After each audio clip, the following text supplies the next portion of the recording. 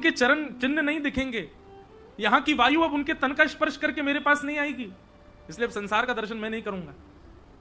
और इतने विरह में रहने लगे, इतने विरह व्याकुल होने लगे कि बस बाकी के सब परंपरा के जो वैष्णव थे, शिष्यगण थे, उनको यही चिंता रहती थी कि हम ऐसा क्या करें कि श्री बिहारी देव जी ठीक हो जाएं। सबने खूब प्रयास किए, लेकिन अपने गुरुदेव की स्मृति में ऐसे व्याकुल रहने लगे। तब किसी ने सुझाव दिया, बोले कि रास लीला करो और रास का मंचन होगा। स्वरूप सरकार जब श्री जी और श्याम सुंदर के रूप में पधारेंगे तो ठाकुर और ठाकुरानी को देख करके शायद महाराज जी ने थोड़े शांत हो जाएं, इनको विरह ने कम हो जाएगा। और सुंदर रास बिहार का क्रम रखा गया। श्यामा श्याम दोनों प्रकट हो गए, दो बालक स्वरूप सरकार बन के सामने आ गए। लीला होने लगी, सबने जाकर के प्रार्थना करी, लीला है रही है, ठाकुर जी देखो लीला कर रहे हैं, आप दर्शन करो ठाकुर जी को। बोले कहां चल रही है लीला? बोले सामने चल रही है। तो मुंह फेर करके बैठ गए और आंख तो बंद करी रखी अपनी। सबने जाके कही, बोले ठाकुर जी लीला कर रहे हैं, आप दर्शन नहीं करोगे? बोले कौन कौन है मंच पे पहले बताओ। बोले ललता जी हैं, विशाखा जी हैं, आदि आदि सखियां हैं और मध्य में श्याम सुंदर हैं और श्री जी के गले में गलवैयां डाले ठाकुर जी खड़े हैं, दर्शन करो। श्री विठ्ठल विपुल बिहारी देव जी बोले और हमारे गुरुदेव स्वामी श्री हरदास जी सब मौन हो गए। तभी उन्होंने उद्घोषणा करी, अरे श्याम सुंदर, स्वरूप सरकार से बोले आप जानो नाव का, आपके और श्री जी के उपासक पूरा विश्व होगो, आपके और श्री जी के महलन में दर्शन पूरा विश्व करते होगो, आपको और श्री जी को सिंहासन पे दर्शन पूरा विश्व करते होगो, पर हम तो वा स्वरूप के उपासक हैं कि स्वामी श्री हरदास जी बैठे और उनकी गोद में श्यामा श्याम बैठे। जब तक यार रूप में मेरे सामने नहीं आओगे मैं आपको नहीं देखूंगा। अगर आप चाहते हो कि मैं आपका दर्शन करूं तो पहले स्वामी जी की गोद में विराजमान होकर मुझको दर्शन दो, तब मैं दर्शन करूंगा। ऐसा कहते ही स्वामी श्री हरदास जी महाराज को पुनः प्रकट होना पड़ा और जैसे ही स्वामी जी प्रकट हुए, विराजमान हुए, उनकी गोद में श्यामा श्याम विराजे, तब श्री विठ्ठल विपुल बिहारी देव जी ने उनके दर्शन किए। बिना गुरुदेव के ठाकुर जी यदि खड़े हैं तो हम दर्शन नहीं करेंगे। ऐसी निष्ठा, ऐसी प्रबलता, ऐसी आतुरता और आज की भाषा में कहें तो ऐसी जिद ठाकुर जी से हमारी नहीं है। ठीक है, ठाकुर जी जैसे चाहें वैसे रखें, हम सब में राजी हैं, पर हमारी कोई तो जिद हो ठाकुर जी से। अभी कहीं कथा में मैं एक भाव कह रहा था कि व्यक्ति व्रत कर लेता है, बच्चे को कुछ चीज चाहिए तो वो पिता से मांगता है, पिताजी मुझे ये वस्तु दिलाओ। पिताजी कहते हैं नहीं दिलाऊंगा। तो बालक कहता आप नहीं दिलाओगे तो मैं रात्रि का भोजन छोड़ दूंगा, मैं भोजन नहीं करूंगा। पत्नी अपने पति से कोई बात कहती है कि ये दिलाओ, अगर आपने नहीं किया तो फिर मैं अपने मायके चली जाऊंगी, कुछ भी कहे। मतलब व्यक्ति संसार की वस्तु के लिए व्रत कर लेता है, नियम कर लेता है, हट कर लेता है, जिद कर लेता है। हमने आज तक कितनी बार ठाकुर जी से कहा है कि ठाकुर जी यदि आपके साक्षात दर्शन नहीं हुए तो हम ऐसा कर लेंगे? कभी कहा ठाकुर जी से? कभी नहीं। हम संसार के कार्यों के लिए सब नियम धारण कर सकते हैं, पर भगवत दर्शन के लिए हमसे ये नियम धारण नहीं हो पाता। और आज की डेट में तो भैया अन्न छोड़ना, जलपान ना करना, रात्रि में निद्रा ना लेना, आदि आदि ये सब तो फिर भी व्यक्ति कर सकता है। कोई ऐसा व्रत धारण करे, ठाकुर जी से कह दे, वो ठाकुर जी मैं आज व्रत धारण करता हूं, जब तक नहीं मिलोगे मैं ऐसे नहीं रहूंगा। अब मैं कोई व्रत अगर बोल दूंगा ना मन से तो कई लोग कर लेंगे, इसलिए मैं कोई अपनी तरफ से कोई प्रस्तावित व्रत नहीं दूंगा। आप अपने आप विचार करो। और व्रत ऐसा होना चाहिए जिसमें आपको श्रम हो। ऐसा नहीं कि ठाकुर जी जब तक नहीं मिलोगे मैं चाय नहीं पीऊंगा। ठाकुर जी में कौन सी बड़ी बात है? ठाकुर जी जब तक आप नहीं मिलोगे मैं दूध नहीं पीऊंगा, आप नहीं मिलोगे मैं चप्पल नहीं पहनूंगा। ये सारे नियम व्रत ठाकुर जी के प्राप्ति के लिए कोई कठिन नहीं है। ऐसा कोई नियम जिससे ठाकुर जी भी होंगे अरे ये विचारो मैं नहीं मिलूंगा तो ऐसे रहेगो। ठाकुर जी को भी चिंता हो कि या से मिलो, या के दर्शन करो, या को दर्शन दो। तो शाम दाम दंड भेद केवल और केवल संसारी कार्यों के लिए क्यों है? भक्ति में भी हो ना। थक गए, हार गए, काम नहीं कर रहे, सांस नहीं आ रही, पसीना पसीना है गए और परिक्रमा अभी बहुत रह गई, अरे पूरी करेंगे चाहे कछु है जाए। ठाकुर जी मिलेंगे, आपके लिए सब कछु करना। तो ऐसे श्री गिरिराज जी की शरण में हम बैठे हैं। कल भी भूमिका ही रही पूरी कथा में। अब आज प्रथम स्कंद से हम लोग कथा का प्रारंभ करते हैं, फिर बीच बीच में कुछ ब्रज के भाव श्रवण करते रहेंगे। बोलो वृंदावन बिहारी लाल की। जन्माद्यस्य यतोऽन्वयादितरतः चार्थे स्वविज्ञस्वराट् तेने ब्रह्म हृदय आदि कवये मुह्यन्ति यत्सूरयः तेजो वारि मृदां यथा विनिमयो यत्र सर्गो मृषा धाम्ना स्वेन सदा निरस्तकुहकं सत्यं परम धीमहि। श्रीमद् भागवत जी का प्रथम श्लोक है, जन्माद्यस्य यतोऽन्वयाद् इतरतश्चार्थेषु विज्ञस्वराट्। जो जन्म मरण आदि के समस्त बंधनों से सर्वदा मुक्त हैं, चार्थे स्वविज्ञ स्वराट, जो अविज्ञ हैं, जो अनविज्ञ नहीं है, सब जानते हैं। आप किस भाव से आए हो, किस रूप में आए हो, किस स्थिति में हो, ठाकुर जी को सब पता है। हमारे पूज्य पिताजी महाराज कहते हैं कि ठाकुर जी को क्यों बताना है कि हमारे साथ क्या चल रहा है, उनको पता नहीं है क्या? वे ही तो सब कर रहे हैं, उन्हीं की कृपा से ही सब हो रहा है, तो उनको बताना क्यों है?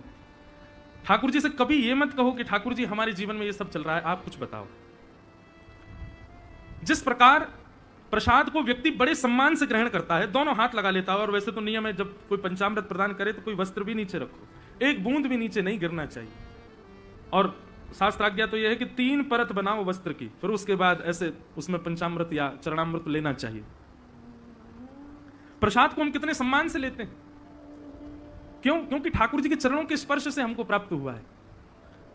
क्या हमारा जीवन प्रसाद नहीं है? चाहे हम जैसे हों, चाहे हमारे जीवन में जो हो, क्या वो प्रसाद नहीं है? उसको प्रसाद की भांति स्वीकार करो। सबके जीवन को ठाकुर जी ने किसी ना किसी रूप में कैसे ना कैसे करके निर्माण किया है। हम नहीं जानते कि हमारे कौन से कर्मों का फल है या हमारे किस अपराध का हम दंड भोग रहे हैं। ठाकुर जी को सोचने दो ना, उनको विचार करने दो, हम क्यों चिंतित होते हैं? पर वही बात आ जाती है, शास्त्र आज्ञा करते हैं परोपदेश वेलायाम सर्वे शिष्टा भवन्ति ही, दूसरों को उपदेश देने में सब श्रेष्ठ हो जाते हैं। कई लोग मुझे भी सोचते होंगे, बोले आप बस बोल देते हैं, लेकिन महाराज जी जब जीवन में आता है तो सबको कष्ट होता है। बात सत्य है, कष्ट होना एक अलग बात है। मैं तो विरोधी इस बात का हूं कि जीवन में आने वाली परिस्थिति पर ठाकुर जी को मत कोसो, ठाकुर जी से मत आप कहो कि ऐसा क्यों नहीं। वो सब सोच विचार। एक बार एक व्यक्ति पेड़ के नीचे लेटा था, तो बेर को देखते देखते सोच रहा था, भगवान बिना देखो बुद्धि नहीं लगाई, बेर तो बनाया मीठा, छोटा सा बना दिया, इसको बड़ा बनाते कितना अच्छा लगता।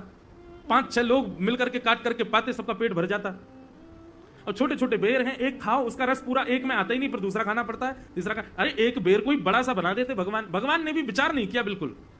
और ऐसा सोचते सोचते सो गया। थोड़ी देर बाद वो बेर उसकी नाक पे गिरा। जब उठ करके बेर देख के बोला, नहीं अच्छा किया, छोटा ही बनाया आपने, बड़ा बनाया होता तो मेरी नाक टूट गई होती। ठाकुर जी की सृष्टि पर संशय नहीं, ठाकुर जी के द्वारा प्रदत्त भावों पर कभी संशय नहीं। जैसे ठाकुर जी ने सब प्रदान किया है उसी में राजी रहो, उसी में प्रसन्न रहो। प्रश्न तो यह भी उठ सकता है ना, ब्रजवासियों के बीच में ठाकुर जी रहे, परब्रह्म परमात्मा होते भये भी क्यों गए मथुरा, क्यों गए द्वारिका, क्यों विरह दिया ठाकुर जी ने ब्रजवासियों? वो तो इतने प्रिय हैं। ठाकुर जी की किसी भी क्रिया पर आप संशय और आक्षेप या प्रश्न चिन्ह नहीं लगा सकते, वो सब जानते हैं। इसलिए भागवत के प्रथम श्लोक में ही लिखा है, चार्थे स्वविज्ञ स्वराट। वो अविज्ञ हैं, अनविज्ञ नहीं है, सब जानते हैं। और तेने ब्रह्म हृदय आदि कवये मुह्यन्ति यत्सूरयः। आदि कवि ब्रह्मा को भी जिन्होंने ज्ञान उपदेश किया, और बड़े बड़े देवताओं को भी अपनी लीला से जिन्होंने मोहित करके रखा है। ठाकुर जी की लीला पर हम मानव लोग ही प्रसन्न होते हैं ऐसा नहीं, देवता भी मोहित हो जाते हैं, देवता भी आकर्षित हो जाते हैं। जब नंद नंदन श्री कृष्ण अपना श्रृंगार करके नंद भवन से बाहर आते हैं ना महाराज, उस समय आकाश में भूचाल जैसा आ जाता है, देवताओं में अफरा तफरी मच जाती है। एक तो होड़ लगती है, एक दूसरे के पीछे चढ़े देखवे के काजे, और यदि कोई नयन भर के देख ले ठाकुर जी को, वही मूर्छित हो जाता है। श्री कुंभन दास जी का एक पद है बहुत सुंदर, नयन भर देखूं नंद कुमार, नयन भर देखूं नंद कुमार। सब लोग गाओ मेरे साथ। अष्ट सखाओं के भाव प्रकट होंगे कथा में, उनके पदावली गाई जाए, सरल हैं, सहज हैं, आप सब हमारे संग गाओ। हे नयन भर देखूं नंद कुमार, नयन भर देखूं नंद कुमार, नयन भर देखूं नंद कुमार,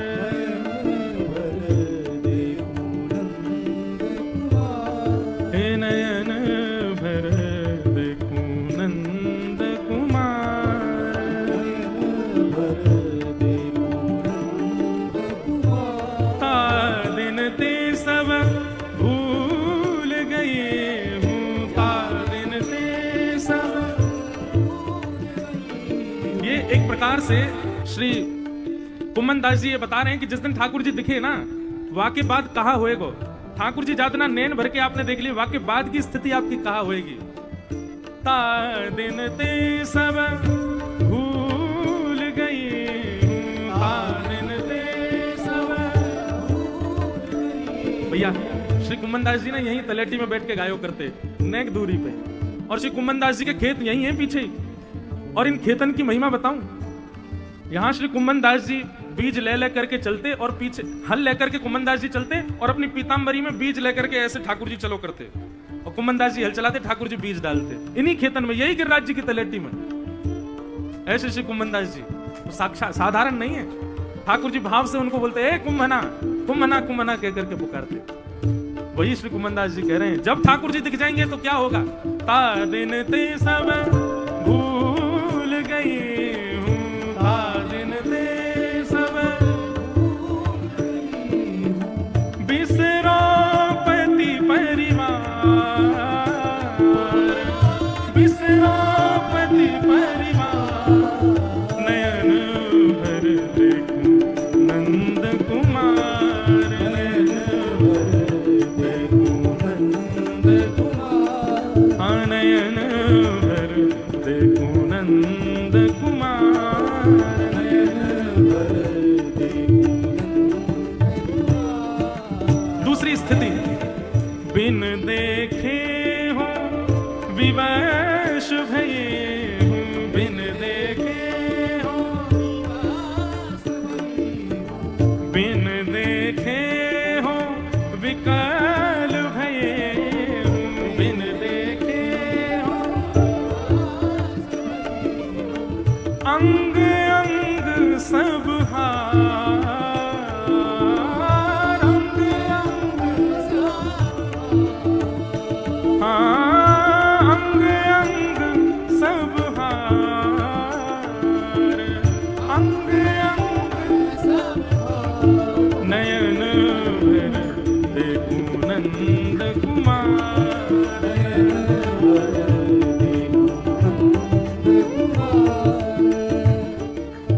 कुम्मन दास जी कह रहे हैं, ता दिन ते सब भूल गई हूं। ठाकुर जी जब दिख जाएंगे सब भूल जाओगे। कौन हो, कहां से, को हम कस्तम कुतायात, को में जननी, को में तात, मेरे माता पिता कौन है, मैं कौन हूं। अच्छा, इसका मतलब ये नहीं है कि आपको याददाश्त चली जाएगी। बेचारे डर जाएंगे लोग, राधा रमन जी को नहीं देखेंगे, क्यों, अरे याददाश्त चली जाती है इनको देखने से। याददाश्त नहीं जाएगी, पर इन सब के होने का जो अहम है ना, मेरे तो पिता है, मेरी तो मैया है, मेरी बहन है, मेरी पत्नी है, मैं ये हूं, ये अहमता नष्ट हो जाती है ठाकुर जी को देखने से। और ये सब बात आप ठाकुर जी को देखेंगे उससे होगा नहीं, ठाकुर जी की दृष्टि आप पे पड़ गई तो ऐसा होगा। ता दिन ते सब भूल गई हूं, बिसरो पति परिवार। और फिर दूसरी स्थिति श्री कुम्मन दास जी कह रहे हैं, बिन देखे हूं विकल भई हूं। ठाकुर जी नहीं दिखेंगे तो ऐसे विकल हो जाओगे जैसे फड़फड़ाती मछली। दर्शन को नैना तपे, वचन सुनन को कान, मिलवे को ही रात पे, ही के जीवन प्राण, गोवर्धन वासी सांवरे तुम बिन रहो न जाए। ऐसी स्थिति हो जाएगी। कुम्मन दास जी के चरित्र में इतना सुंदर भाव आता है। श्री कुम्मन दास जी बैठ करके ठाकुर जी के सामने कीर्तन गा रहे थे, तभी किसी व्यक्ति ने आकर के पीछे से कुम्मन दास जी के कान में कुछ कह दिया, और वो सुनते ही कुम्मन दास जी गाते गाते मूर्छित हो गए। सब लोग खड़े हो गए, पूछने लगे क्या हुआ क्या हुआ, कहा भैया ये कैसे, कुम्मना कैसे गिर गए हो। उस व्यक्ति ने बताया, बोले कुम्मन दास जी का एक पुत्र खत्म हो गया, मैंने आके बता दी इनको, तो ये मूर्छित ही हो गए। ओहो, पुत्र की मृत्यु की बात सुन के कुम्मन दास जी मूर्छित हो गए। तभी गुसाई विठलनाथ जी भीतर से आए, बोले नहीं नहीं नहीं, ये पुत्र की मृत्यु से बेहोश नहीं हुआ है। गुसाई जी ने जाकर के कान में कही, कुम्भना मोहे पता है तू यहाँ हमारे बेहोश है कि भैया अब सूतक लग गए, अब मंदिर कैसे आऊंगा, अब ठाकुर जी को कैसे देखूंगा, लेकिन तू चिंता मत कर, मैं ऊपर वाली खिड़की खोल दूंगा, तू बाहर ही वह खिड़की में ठाकुर जी को देख जाए करियो। और जैसे ये बात सुनी कि गुसाई जी कह रहे हैं खिड़की में से देख जाए करियो, सोई कुम्मन दास जी उठ करके बैठ गए और प्रणाम करे, बोले जय हो भगवान, बड़ी कृपा आपकी जो आपने ये अनुग्रह प्रदान किया। मैं तो ये सोच रहा हूँ 13 दिन तक अब कैसे जीऊंगा। मतलब उनको इस बात की चिंता नहीं पुत्र मर गया है, वो इस बात से परेशान है कि मैं ठाकुर जी को देखूंगा कैसे। बिन देखे हूं विकल भये हूं, बिन देखे हूं अंग अंग सब हार, अंग अंग सब हार, नयन भर देखूं नंद कुमार।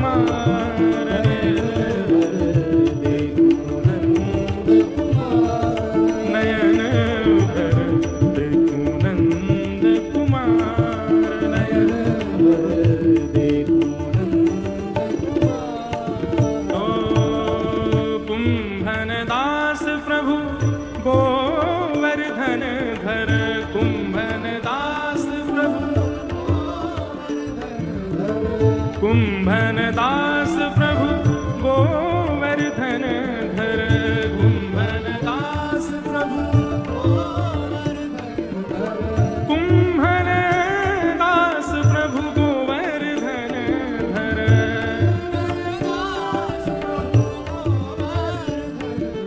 कुंभन दास प्रभु गोवर्धन धर, कुंभन दास प्रभु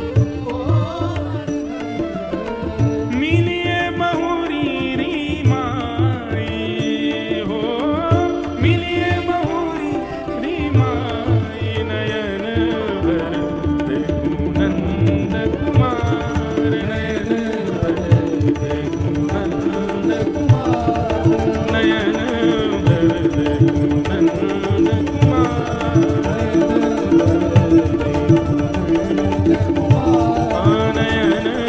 देखूं नंद कुमार।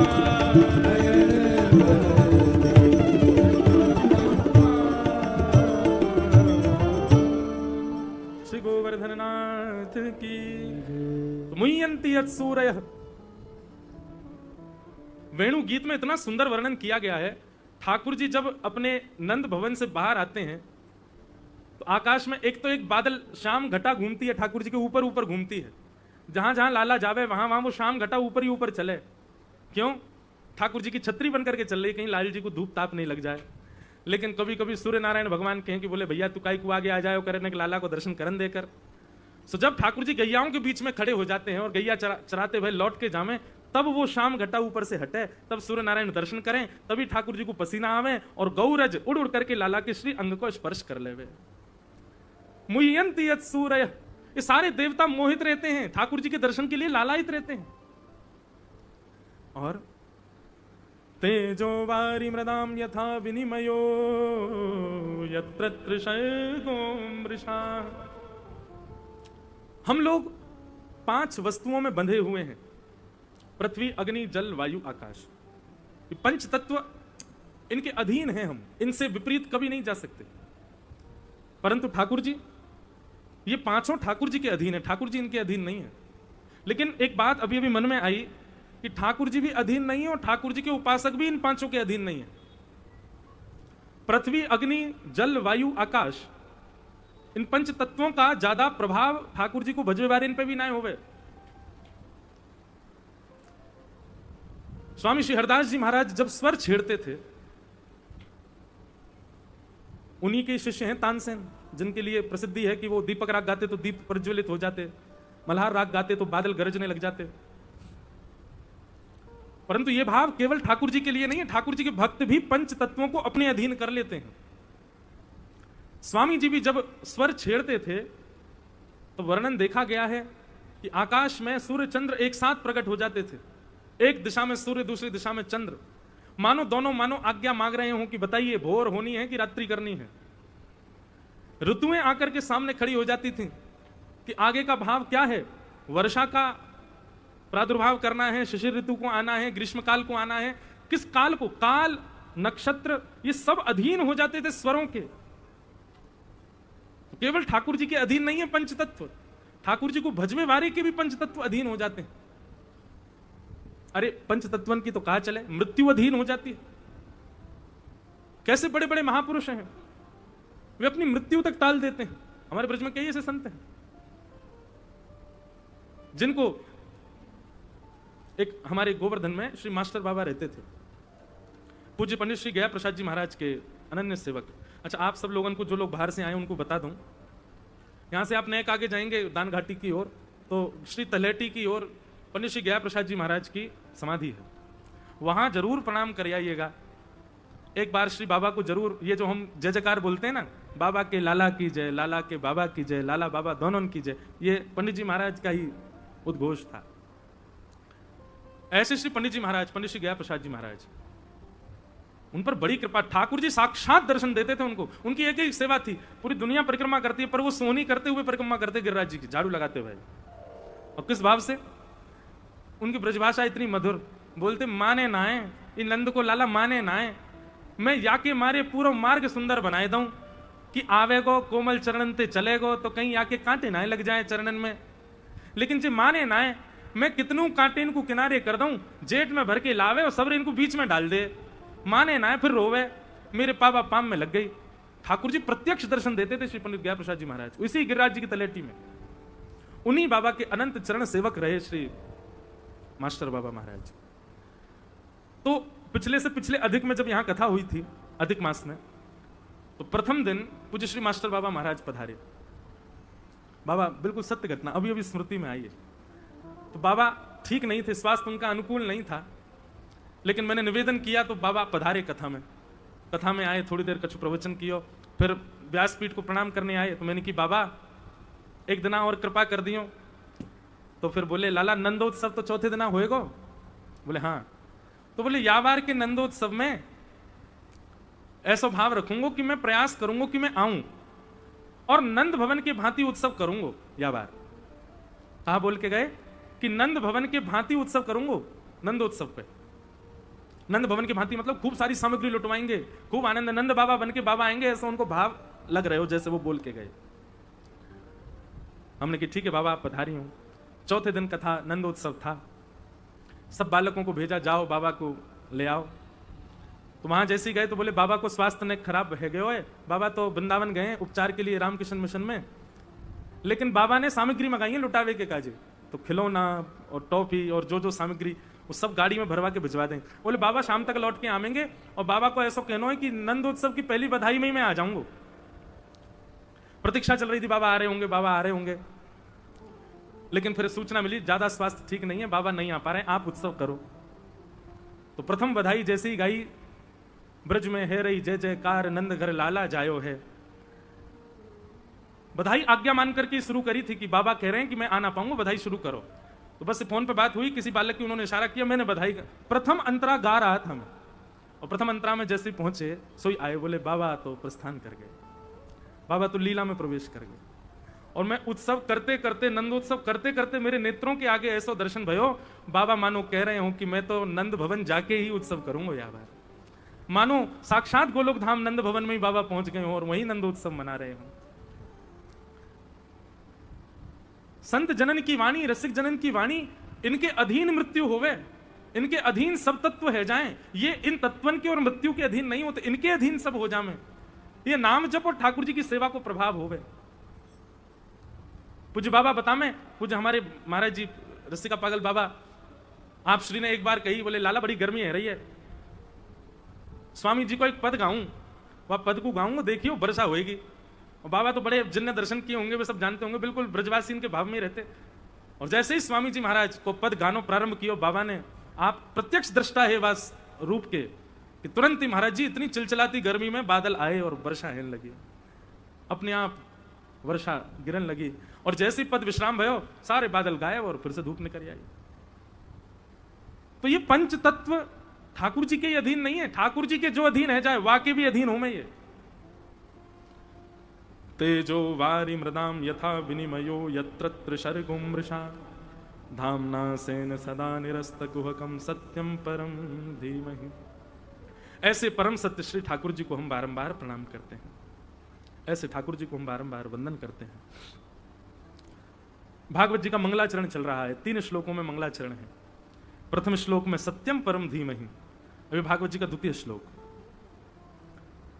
धर्म प्रोजित कैतवोत्र परमो निर्मत्सराणां सतां वैद्यं वास्तवमत्र वस्तु शिवदं तापत्रयोन्मूलनम् श्रीमद्भागवते महामुनि कृते किं वा परैरीश्वरः सद्यो हृद्यवरुध्यते त्रिकृतिभिः शुश्रूषुभिस्तत्क्षणात्।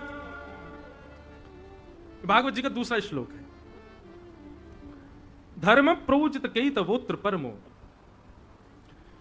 श्रीमद् भागवत जी की कथा सुनवे वाले के चित्त में धर्म प्रकट नहीं होगा, परम धर्म प्रकट होगा। धर्म और परम धर्म में अंतर क्या है? अगर ब्रज में रसिक जनन के बीच में कहूं तो तिलक लगानो, कंठी पहननो, नाम जप करनो, ब्रजरज की सेवा करनो, ब्रजवासीन की सेवा करनो, ये धर्म है सके ब्रज में। पर परम धर्म क्या है? दूसरे को भी सिखानो, ये परम धर्म है।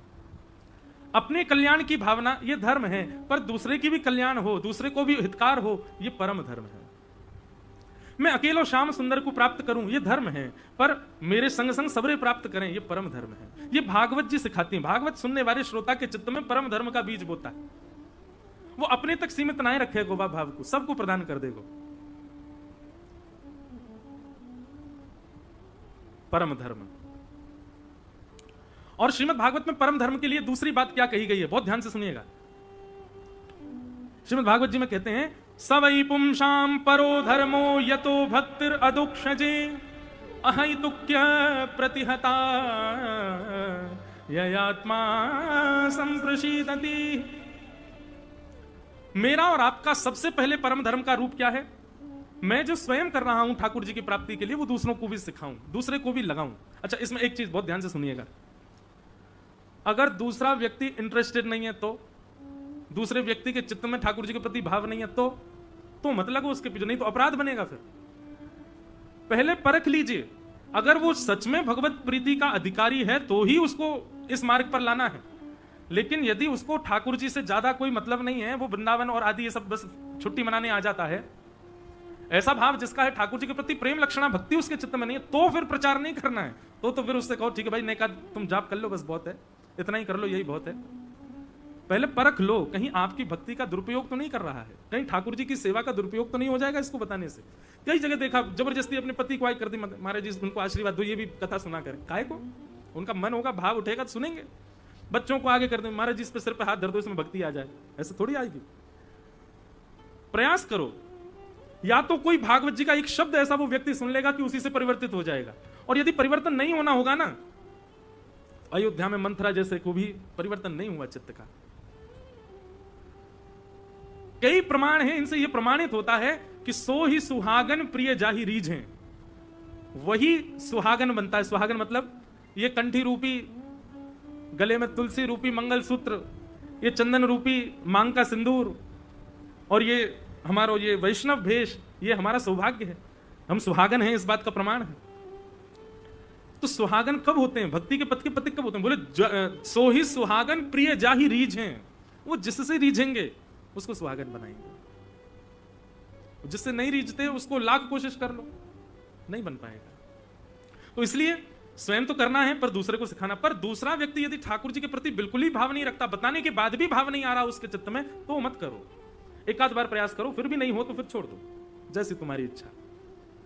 तो ये परम धर्म का पहला रूप। दूसरा परम धर्म का रूप क्या है? सवै पुंसाम परो धर्मो यतो भक्तिर अदोक्षजे अहैतुक्य प्रतिहता। अहैतुकी भक्ति, अहैतुकी भक्ति किसको कहते हैं? चाहे कुछ हो जाए न टूटने वाली भक्ति को अहैतुकी भक्ति कहते हैं। चाहे कैसी भी स्थिति आ जाए, आप जिस स्तर पर हो ठाकुर जी से प्रेम करने में, उस स्तर से कभी आप गिरो ना, कभी कम हो ना, उसी कोई अहैतुकी भक्ति कहते हैं। हमारी भक्ति दिनों दिन बढ़े, हमारी भक्ति दिनों दिन कम से कम बढ़े ना, तो उतनी तो रहे जितनी आज है, कम नहीं होनी चाहिए, उसको परम धर्म कहते हैं। अच्छा, एक मैं अभी बात बता रहा था, ये जो भक्ति में फ्लक्चुएशन आता है, कभी बढ़ जाती है, कभी कम हो जाती है, कभी तो इतना मन करे कि आज तो महाराज माला जब जब के उंगली छील लेंगे अपनी, आज आलस नहीं आ रहा। और कभी कभी इतना आलस आ जाता है कि आज माला ही नहीं देख रहे। कभी कभी तो इतना भाव कि महाराज पूरे मंदिर के कुंज सजा दे, और कभी कभी इतना भी भाव नहीं कि ठाकुर जी को बस एक वस्त्र पहना के बैठा दिए। ये जो बार बार भक्ति में उतार चढ़ाव आते हैं, इसके पीछे कारण क्या है पता है? कहीं ना कहीं कोई वैष्णव आपसे रूठा बैठा है, इसलिए ऐसा होता है। कोई भक्त, कोई ठाकुर जी को बजबे वारो, वो आपने उसके हृदय को कभी कोई बात से पीड़ा पहुंचाई है, इसी आपके चित्त में बार बार ठाकुर जी की भक्ति जो है वो बढ़ नहीं रही। देखो, भक्त बन जाना ये एक बात है, पर भक्ति में दिनों दिन वर्धन होना ये श्रेष्ठ बात है। दिनों दिन मेरा प्रेम बढ़े ठाकुर जी के प्रति, और वो अगर नहीं हो रहा है तो निश्चित है कोई वैष्णव अपराध हुआ है। कोई वैष्णव रूठो बैठो मोते, अब आप वैष्णव को कहां ढूंढू, कौन सा भैया कौन रूठ गो मोते। इसलिए उसके परिणाम में उसको तो हम पहचानते नहीं, जानते नहीं, अज्ञात में किसी से अपराध बन गया होगा कहीं पर, तो फिर क्या करें? तो बोले फिर सबको उसी के रूप में मान करके समस्त वैष्णवों से क्षमा याचना करो, सबसे क्षमा मांगो। ये बात हम कुछ कथाओं से कहने लगे तो कई लोग आते हैं, आते सीधे ये महाराज क्षमा करो, महाराज क्षमा कर दो। इसमें भी ये बात लागू होती है, परिचित से क्षमा नहीं मांगनी है। परिचित से तो कोई भी क्षमा मांग लेगा, अपरिचित से मांगो, जिसको जानते नहीं, वो ब्रजवासी हो, वैष्णव हो, उससे क्षमा मांगो।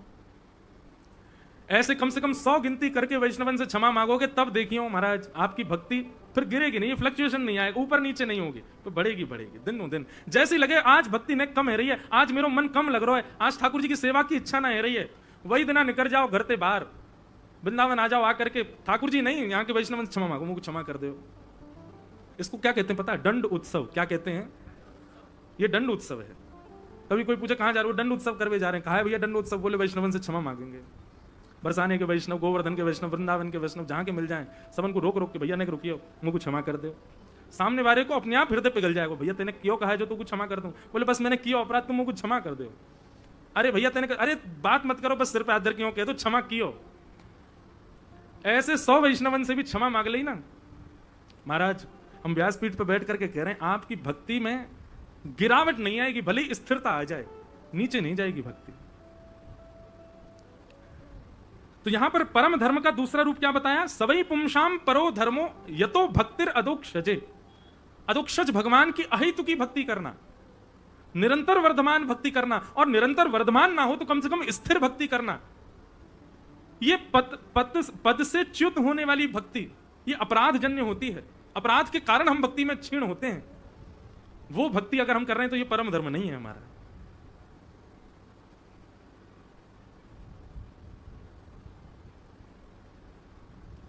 दिन दिन प्रति अनुराग बढ़त दिन, दर्श बिहारी जी को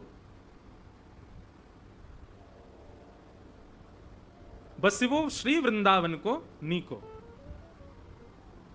वृंदावन में बसनो नीको है, अच्छो है। क्यों? बोले दिन दिन प्रति अनुराग बढ़त दिन, ठाकुर जी के प्रति अनुराग नित्य बढ़ रहा है वृंदावन में रहने से, तो आप ब्रजवासी हो।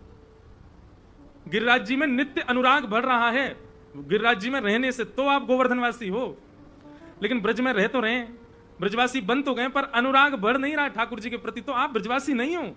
ब्रजवास को मतलब तो नित्य, कल जितनो अनुराग, कल जितनो प्रेम, आज वासे दुगनो है, और आज जितनो कल वासे भी ज्यादा दुगनो है ठाकुर जी के प्रति ये प्रेम। इसको कहते हैं परम धर्म। ये धर्म नहीं है, ये परम धर्म है। तो परम धर्म का प्रथम स्वरूप मैं जैसे ठाकुर जी को प्राप्त करने का प्रयास कर रहा हूं, वो दूसरों को भी सिखाऊं। और दूसरा, आज जितनी भक्ति, जितना प्रेम ठाकुर जी से करूं, कल उससे दुगना हो, इसको भी परम धर्म कहते हैं। तो परम धर्म के विषय में बताया, धर्म प्रोजित कई तवोत्र परमो। अब तीसरा कारण क्या है? तीसरा कारण है नित्य कथा सुनो भागवत की। भागवत जी की कथा सुनने से आपके हृदय में अनुराग बढ़ेगा ही बढ़ेगा। ठाकुर जी के प्रति अनुराग घट नहीं सकता, ठाकुर जी के प्रति प्रेम बढ़ेगा। तो ये भागवत का विषय है, धर्म प्रोजित कई तवोत्र परमो।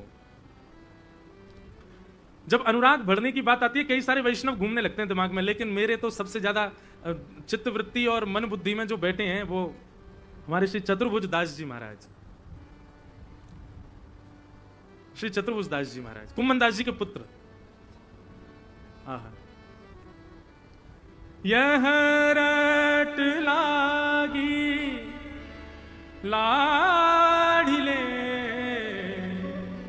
लगे ना नैन निमेश, एक टक देखूं आवते नटवर नागर भेष, गोवर्धन वासी सांवरे, गोवर्धन वासी सांवरे। हम तो एक आध पंक्ति गावे के मूड में आप बजा रहे हो, अब बजा दियो तो बजाओ। गोवर्धन वासी सांवरे, गोवर्धन वासी सांवरे। मुझे कितना अच्छा लगता है ना कि ये पंक्तियां यहीं गाई गई हैं, यहीं गिरिराज जी में ही बैठ करके श्री चतुर्भुज दास जी ने गाई। महाराज जी पुष्टि मार्गीय वैष्णवन के प्राण हैं ये। पुष्टि मार्गीय वैष्णव या पद को सुने बिना उनको कोई कामनाएं हो गए, इतना प्यारो पद है। और इस पद की पूरी आप व्याख्या यदि सुनेंगे तो ये परम धर्म का निरूपण कर रहा है। यहां पर चतुर्भुज दास जी की भक्ति देखो, वो कम नहीं हो रही है, प्रतिदिन बढ़ रही है। कहां गुरुदेव की आज्ञा हो गई है कि चलो चतुर्भुज दास द्वारिका दर्शन करने के लिए चलेंगे, और चतुर्भुज दास जी रात भर ठाकुर जी के चरण पकड़ करके रो रहे हैं कि कैसे भी करके सूर्य को आज्ञा करो कि कल वो उदय नहीं हो जाए, क्योंकि कल यदि सूर्य उदय हो गया तो गुरु जी मुझको लेकर के द्वारिका चले जाएंगे। ठाकुर जी बोले द्वारिका में आऊं तो मैं ही बैठा हूं, तो रो काई को रो है, द्वारिका चलो जा, वहां जाके मेरे दर्शन कर लियो, वहां पे भी तो मैं ही बैठा हूं। चतुर्भुज दास जी खड़े हो गए, बोले अच्छा वहां पे भी आप ही बैठे हो? बोले हाँ। तो बोले ठीक है, तो आप भी वैकुंठ चले जाओ, वैकुंठ में भी तो भक्त हैं, ब्रज में काहे को बैठे हो, या ब्रज में रहने की कहा आवश्यकता, ठाकुर जाओ वैकुंठ में ही रहो, वहां नारद हैं, वहां पर सुख सौनकादि हैं, वहां पर भीष्म पितामह हैं, वहां पे बड़े बड़े भक्त हैं आपके, वहीं चले जाओ, हम अष्ट सखाने के संग काहे को बैठे हो यहाँ पे। ठाकुर जी मौन हो गए, बोले है कोई उत्तर आपके पास? ठाकुर जी बोले भक्त तो हैं, लेकिन तेरे जैसे प्रेमी ना है कुंभना, तेरे जैसे प्रेमी ना है चतुर्भुज दास, और यह ब्रजवासी जैसे प्रेम थोड़ी है वैकुंठ में। वही बात श्री चतुर्भुज दास जी कहते हैं, बोले द्वारिका में आप तो हो पर द्वारिका में यमुना जी नहीं है, द्वारिका में आप तो हो पर द्वारिका में हमारी गिरिराज जी नहीं है, द्वारिका में आप तो हो पर द्वारिका में हमारी श्यामा जी नहीं है। ऐसी द्वारिका में कैसे जाऊं ना? आप प्रार्थना आपसे, आप कहो ना सूर्य को कि वो प्रकट ना हो, मोह ना जानो ब्रज छोड़ करके। लेकिन ठाकुर जी बड़े चतुर महाराज, इतने कभी कभी ठाकुर जी पे खूब गुस्सा आवे कि काहे को भक्तन को परेशान करें। चतुर्भुज दास जी कह रहे हैं तो ठाकुर जी ने मान जाते बात को कि भाई गुरुदेव के मन में ऐसी कोई भावना प्रकट कर देते कि गुरुदेव कहते चतुर्भुज दास तुम रहने, तो तुम यहीं रहो, हम जा रहे हैं द्वारिका। पर नहीं, ठाकुर जी तो और अद्भुत के गुरुदेव के मन में भावना प्रकट करा रहे हैं, बोले चतुर्भुज दास को तो संग लेके ही जानो है। इससे प्रमाणित होता है कि विरह यही देते हैं, हमने कोई अपराध नहीं किया जो विरह आ रहा है, यही देते हैं विरह। सुबह का सूर्य उदय हुआ, झांक झांक के ठाकुर जी को देखते हैं, बोले आप कुछ करोगे नहीं ना, कर दो ना प्लीज, रोको ना कैसे भी करके मुझे। तभी गुरुदेव आगे बोले ए चतुर्भुज दास चलो द्वारिका निकलना है, गुरुदेव की आज्ञा कैसे टाल सकते हैं। निकल गए, गुरुदेव के पीछे पीछे चलते जा रहे हैं, बार बार ठाकुर जी को देखते जा रहे हैं, बोले आपको दया नहीं आ रही है ना, आप मुझे खुद से दूर भेज रहे हो ना। जब तक गिरिराज जी दिखते रहे, जब तक पर्वत दिखता रहा, जब तक ध्वजा दिखती रही, तब तक तो कुछ नहीं, पर जैसे ही गिरिराज जी का अंश दिखना बंद हुआ, वही मूर्छित होकर के गिर गए। और जब होश में आए तब चतुर्भुज दास जी ने पहले एक दूसरा पद गाया, गोवर्धनवासी सांवरे से पहले एक पद और गाया। उस पद का शब्द है कितने दिन है जो गए बिन देखे। जब होश में आए तो गुरुदेव ने उठाया, बोले चतुर्भुज दास तुम मूर्छित क्यों हो गए? तब चतुर्भुज दास जी व्याकुल हृदय में कहते हैं, गुरुदेव कितने दिन हो गए नंदनंदन को देखे हुए। गुरुदेव बोले अभी 5 मिनट पहले तो निकले हम गिरिराज जी से, तो तुम कह रहे हो कितने दिन हो गए। तो यहां पर वो कड़ी मिल जाती है गोपी गीत में, जब गोपियां कहती हैं त्रुटिर युगायते त्वाम पश्यताम, हे कन्हैया जब तुम गैया चरावे जायो करो, वह समय हमारी आंखन की पलक यदि झपक जाए तो एक क्षण से कम समय के लिए झपकी वही पलक भी 3 युग के समान लगती है। बंधुओं कभी कभी लगता है हम तो इस स्थिति में कभी आ ही नहीं सकते, जैसी स्थिति में चतुर्भुज दास, जैसी स्थिति में गोपियां और ये सब है। गुरुदेव से बोले मुझे आपकी आज्ञा पालन ना करने का अपराध स्वीकार है, लेकिन मैं गिरिराज जी से दूर नहीं जा सकता। और तब रोते हुए आए, दोनों भुजा उठा करके गिर पड़े गिरिराज जी की तलेटी में। और जब स्वर निकला तो श्रीमद् भागवत जी प्रमाण है कि कृष्ण दर्शन की लालसा जब होती है तभी गीत निकलता है, इसीलिए गोपी गीत निकला। और तभी कलयुग में एक गोप ने गीत गाया, गोवर्धन वासी सांवरे गोवर्धन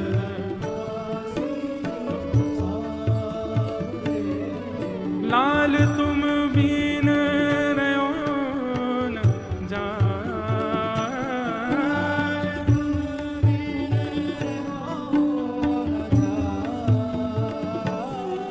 लाल तुम बीन रहो न जाए, गोवर्धन वासी सांवरे गोवर्धन। मैं पूरा पद तो नहीं गाऊंगा, बहुत बड़ा है, पर मैं रोज 1-2 पंक्ति गाऊंगा। श्री गिरिराज जी की तलेटी में अच्छा भाव, कुछ प्रवचन करने का अवसर मिलेगा इस पद पर। श्री चतुर्भुज दास जी कह रहे हैं, बोले कि नाथ मेरी क्या अभिलाषा है, आपको कैसे देखना है मुझे। चतुर्भुज दास जी का भाव देखो, ठाकुर जी आपको कैसे देखना चाहता हूं। हे बंक चितई मुस मुस्काई के सुंदर वदन दिखाए। ओ पंख चितई मुस्काई के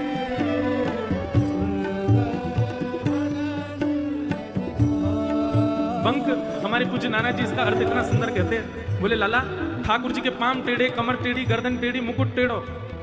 लेकिन आज चतुर्भुजदास जी ने एक बात और बताई, बोले कहा बोले जे लाला जब मुस्कुरावे ना तो केवल एक तरफ के होठ पीछे जामे, दोनों ने पीछे ना करे। न्यों हंसे, अब हम तो हंस ही ना सके, एक तरफ से हंसते हैं। पंख चितई मुस्काए के, आहा एक तरफ से हंस रहे हैं बस, दूसरी तरफ के होठ हिले नहीं है, बस एक तरफ से हंस रहे हैं। पंख चितई मुस्काए के सुंदर वदन दिखाए। हे नंद नंदन, जब आप अपनी बाकी मुस्कान से हंसते हो ना, तब हमारी स्थिति क्या होती है पता है आपको? लोचन तड़पे मीन जो जुग भरी धरी बिहार, गोवर्धन वासी सारे, गोवर्धन वासी सारे। जैसे मछली जल के बिना तड़प जाती है नाना, ऐसी स्थिति आप करके चले जाते हो, क्योंकि आपकी एक क्षण की वो मुस्कान, उसके बाद आप चले जाते हो। हमारी स्थिति तो ऐसी हो जाती है बिन जल मछली। हे नाथ, आपके बिना अब नहीं रह सकते। श्री गोवर्धन वासी सावरे, श्री गोवर्धन वासी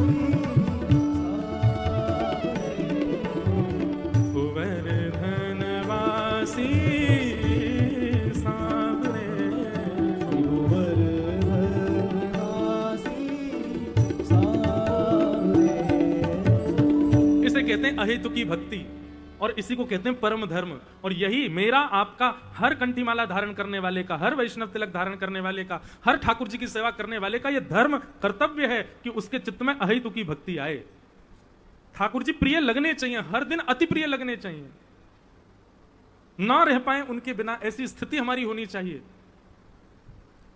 जैसे यहां पर श्री चतुर्भुजदास जी की है, आहा एक टक देखूं आवते नटवर नागर वेश।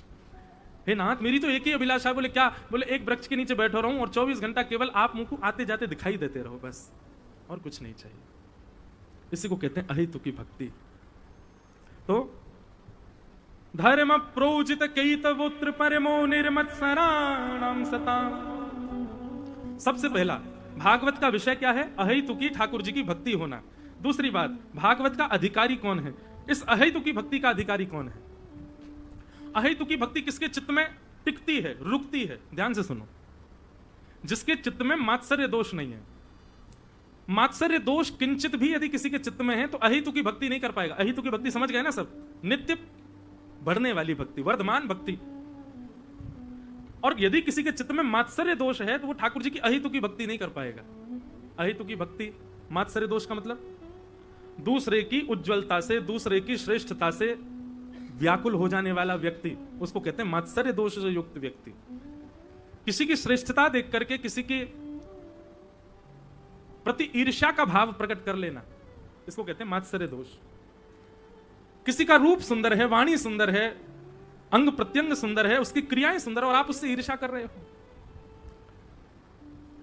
पधारो महाराज, आगे आ जाओ। सब लोग इधर देखो, यहां देखो। गिरिराज जी भी आ जाए पीछे, तो मत देखियो। विपिन राज सीमा से बाहर, हरिहु को ना ही निहार, रे मन वृंदा विपिन बिहार। हनुमान जी महाराज विकल होकर कथा सुन रहे थे, नेत्रों से आंसू गिर रहे थे। राम जी से देखा नहीं गया, राम जी प्रकट हो गए। हनुमान तुम रो मत। हनुमान जी ने जैसे देखा राम जी आ गए, बोले आप क्यों आ गए? बोले कथा चल रही, तुम बहुत रो रहे थे इसलिए हम आ गए। बोले भगवान अभी जाओ यहां से, अभी 2 घंटा कथा रह गई है, सुनने दो पहले, आपसे बाद में मिलूंगा। बोले तुम तो मेरे विरह में व्याकुल। बोले विरह कथा दे रही है, आप तो आ गए यहाँ पे, आप जाओ ना, मुझे सुनने दो कथा। 2 घंटा बाद मिलना, कथा हो जाए फिर। ठाकुर जी ऐसे हमारे कृपा करते हैं। तो जय पधार विराज महाराज। श्री शिवम साधक जी महाराज पधारे हैं।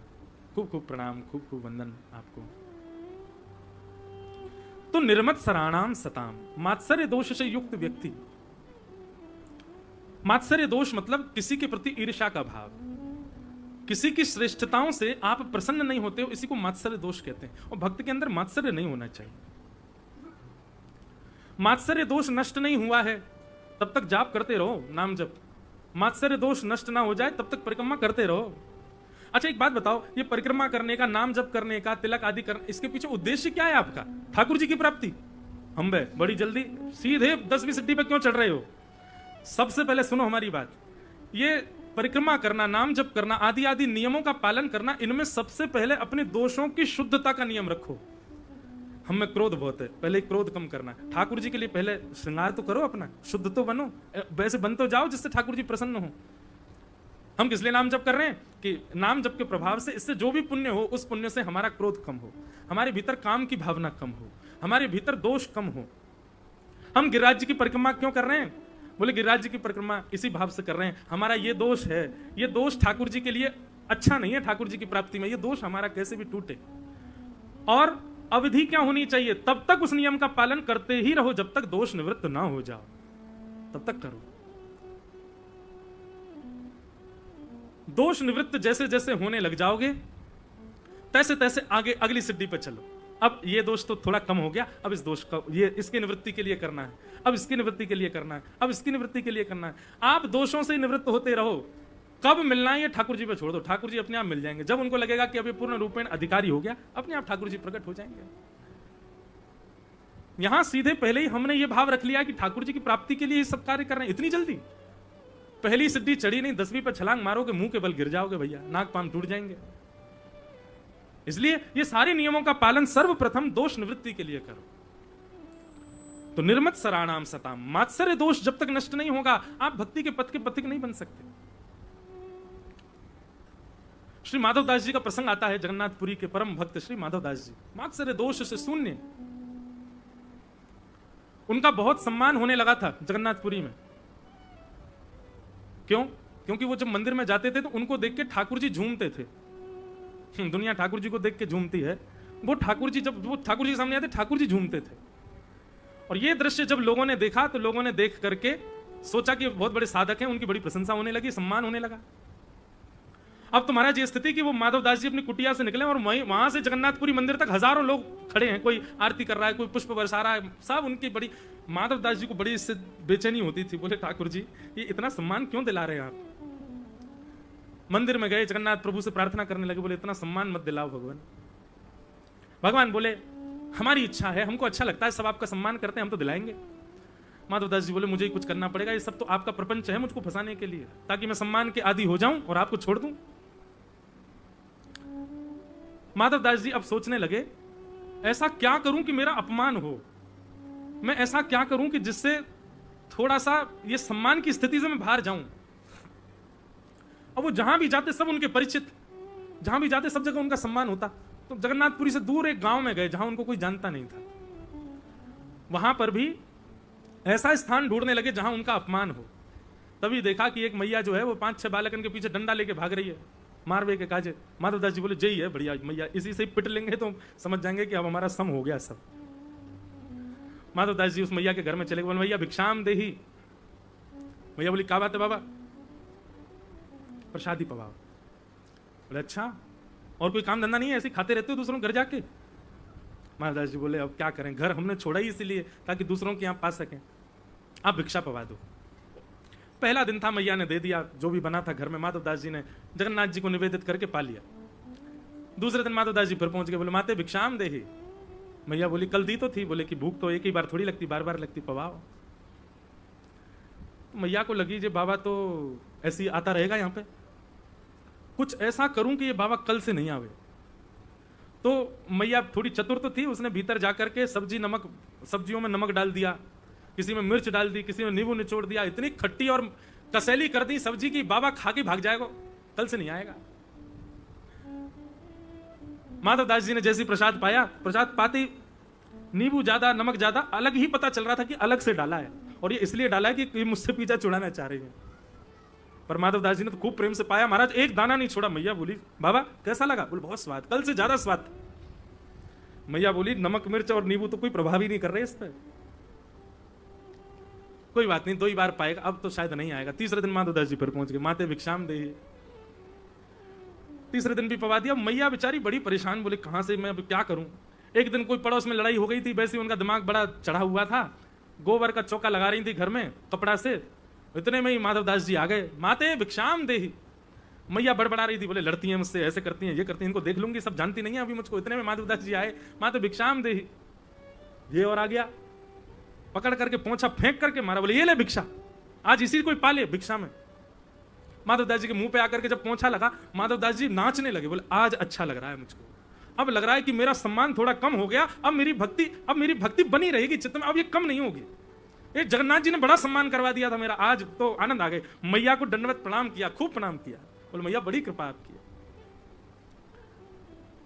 माधवदास जी बोले भिक्षा जो मिली है स्वीकार तो करनी है, पर मैं तो पोंछा स्वीकार कर लूंगा, लेकिन मेरा तो नियम है कि भिक्षा पहले जगन्नाथ जी को देता हूं, अब ये पोंछा ये जगन्नाथ जी को कैसे दूं। तो माधवदास जी तुरंत गए, उसको जल से धो लिया और उसके जो रोए थे उनको अलग अलग करके दीपक बना करके घी डाल करके अग्नि प्रज्वलित करके जगन्नाथ जी की आरती कर दी उससे, और श्री जगन्नाथ जी को निवेदित कर दिया। निर्मत सराणाम सताम, यही प्रसंग ऐसा ही सुनाई देता है श्री हरिराम व्यास जी का। श्री हरिराम व्यास जी संतों की इतनी सेवा करते थे कि एक बार एक संत उनकी परीक्षा लेने पहुंच गए, और हरिराम व्यास जी कुटिया में जाकर के बोले व्यास जी हमको बहुत जोर से भूख लगी, जल्दी प्रसाद पवाओ। तो हरिराम व्यास जी बोले भगवान श्री जुगल किशोर ठाकुर जी विराज रहे हैं, प्रसादी अभी ठाकुर जी के लिए सिद्ध हुई है, अभी जा रही है मंदिर में, ठाकुर जी प्रसाद पालेंगे, भोग लगा देंगे, फिर उसके बाद प्रसाद हम पाएंगे। संत क्रोधित हो गए, बोले हम इतने भूखे प्यासे तुम्हारे यहां आशा लेकर के आए और तुम हमको अभी और इंतजार करने के लिए आज्ञा करते हो, हमसे कहते हो कि ठाकुर जी पालें फिर पाना। हरिराम व्यास जी समझ गए, बोले ठाकुर जी आपके भोग तो सब जगह लग रहे हैं, पर ये संत जन बड़े भूखे हैं, तो अपने सेवकों को आज्ञा की, बोले जुगल किशोर जी के लिए दोबारा प्रसादी बन जाएगी, ये थाली पहले महाराज जी को पवाओ। संत जन पाने लगे, और जैसे ही पाने लगे तो बोले अरे ये तो बिल्कुल स्वाद नहीं बना, और स्वाद नहीं बना ऐसे करके थाली दूर करने लगे। हरिराम व्यास जी बोले हम दोबारा रसोई से, बोले फिर प्रतीक्षा की बात करते हो, और संत को क्रोध आया, महाराज उठा करके थाली फेंक दी, और हरिराम व्यास जी के मुंह पे ही फेंकी। हरिराम व्यास जी तो आनंदित हो गए, नेत्रों से अश्रु गिरने लगे, संतों के चरण पकड़ लिए, बोले नाथ हमने तो सुना था कि संत बड़े कृपालु होते हैं, पर आज प्रत्यक्ष देख लिया। चरणों में गिरे हरिराम व्यास जी को जब देखा तो वो संत जो परीक्षा लेने आए वो अपनी परीक्षा तो भूल गए, उठाया, बोले कि अरे हम तो तुम पर क्रोध कर रहे थे, तुम्हारी परीक्षा ले रहे थे कि तुम उल्टा क्रोध करोगे, पर तुम तो आनंद, क्या ऐसा भाव लगा कि तुम चरणों में गिर गए। हरिराम व्यास जी बोले संत जन जिस थाली में प्रसाद पाते हैं उसमें अपना तिनका प्रसाद छोड़ते हैं, उस तिनका प्रसाद को पाने से भक्ति बढ़ती है, पर आप तो इतने दयालु कि आपने पाते पाते पूरी की पूरी थाली छोड़ी नहीं, मेरे मुंह पे ही मार दी, मेरे मुंह में ही मानो पधरा दी। आपने तो बड़ी कृपा की नाथ। ऐसी ऐसी स्थिति है हमारी, बताओ हम लोग हैं दूर दूर तक ऐसे कहीं से भी? बिल्कुल नहीं। इसलिए यहां पर लिखा निर्मत सराणाम सताम, जब तक मात्सर्य दोष चित्त से निवृत्त नहीं होगा, नष्ट नहीं होगा, तब तक अहेतु की भक्ति नहीं आएगी चित्त में। निर्मत सराणाम सताम वैद्यम वास्तवमत्र वस्तु शिवदम तापत्रयोन्मूलनम, वैद्यम वास्तवमत्र वस्तु शिवदम। ठाकुर जी से संबंध कराने वाली ये भागवत की कथा है। भागवत की कथा बंधुओं मैं कहा करता हूं, अन्य अन्य साधनों की पूर्ति के लिए मत श्रवण कीजिए, आपके काम रुके हुए बन जाएं, आपके पितृ मुक्त हो जाएं, आपके ऊपर अन्य अन्य कृपा हो जाएं, ठाकुर जी आपके ऊपर कृपा बनाए रखें, आदि आदि भावों से आप कथा मत सुनो। भागवत की कथा के प्रति तो केवल एक संकल्प होना चाहिए। जब कभी भी आपके यहाँ अवसर हो कथा करने का, कराने का, कुछ भी हो, पंडित जी से कहना हाथ में जल दीजिए और संकल्प लीजिएगा, क्या? कृष्ण प्राप्ति करम सस्वत, कृष्ण प्रेम की प्राप्ति। इसी भावना से, इसी साधना से और इसी संकल्प से ही भागवत की कथा सुननी चाहिए। कृष्ण प्रेम मिलता है भागवत की कथा से। गोपी प्रेम की भिक्षा दीजिए, कैसे हूँ मोहे अपनों कर लीजिए। तुर गुण गावत दिवस बितावत, दृग बरसावत मैं भोर श्री राधे कीजे कृपा को। यही अभिलाषा होनी चाहिए कथा सुनने के पीछे। बंधुओं, इन पंक्तियों को चित्त में धारण करके कथा श्रवण करो। हमें और कोई अभिलाषा नहीं है। भुक्ति मुक्ति ना चाहूं, केवल अपनो जान संभालो किशोरी राधे, मोहे तो भरोसो तिहारो रे किशोरी राधे।